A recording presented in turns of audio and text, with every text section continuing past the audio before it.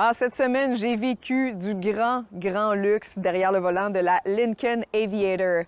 Mais quand tu as une famille avec des jeunes enfants, vivre dans le luxe, c'est aussi vivre son lot de stress, puis c'est ce que je vais vous démontrer aujourd'hui.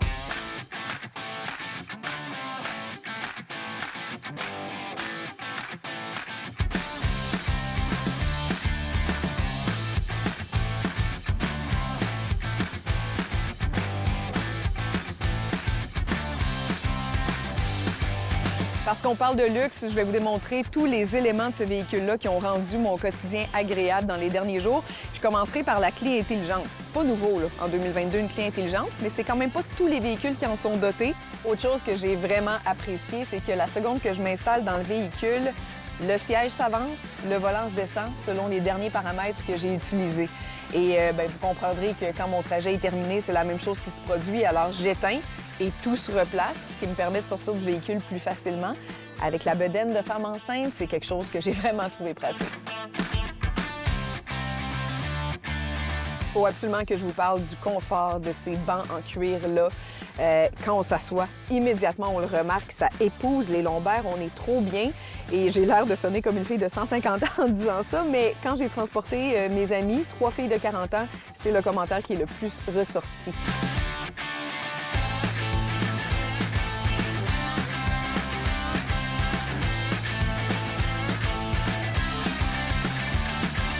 Un toit panoramique. On s'entend que c'est pas une obligation dans une vie, mais c'est un luxe auquel on s'attache. Et il est le fun en plus parce qu'il est gigantesque, puis on peut l'ouvrir à moitié ou complètement. Maintenant, côté techno, évidemment, c'est un véhicule qui est équipé à la fine pointe. On a des prises USB, on a Apple CarPlay, Android Auto. Mais il y a 2 éléments qui ont particulièrement retenu mon attention. Le premier, c'est que dans le compartiment arrangement ici, il y a un espace pour charger les téléphones par contact seulement, donc sans fil. On fait juste l'insérer là et voilà, ça recharge. Et le deuxième élément, c'est que j'ai une réflexion de mon tableau de bord dans la vitre. Et ça, je vous le dis, c'est une technologie qui demande un petit temps d'adaptation. Il faut s'y ajuster. Au début, on n'est pas sûr. Côté ergonomie, les portes latérales sont pas coulissantes, mais elles sont tellement larges qu'on a vraiment beaucoup d'espace pour entrer à l'intérieur du véhicule. Pour les adultes, c'est le fun, on manque pas de place. Et installer le siège d'enfant n'a pas été trop compliqué. Ici, les ports d'attache sont pas trop enfouis.